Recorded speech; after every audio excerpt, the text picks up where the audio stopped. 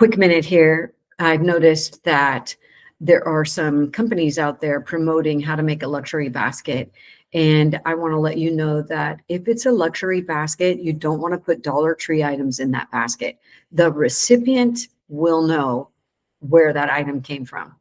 So if I was you and you want to separate yourself and actually be a luxury gift basket business, put luxury items in your basket.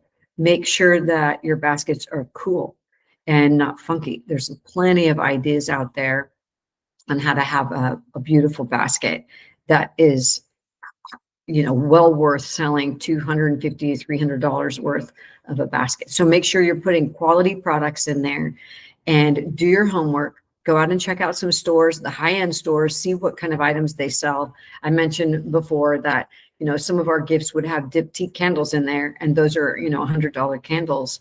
So make sure you put those kinds of items in there. Separate yourself from everyone else. A lot of people put Dollar Tree items in their baskets. And I'm not saying that that's bad, but if you want to set yourself apart and say you're luxury, then be luxury. Okay? That's it. Have a good day.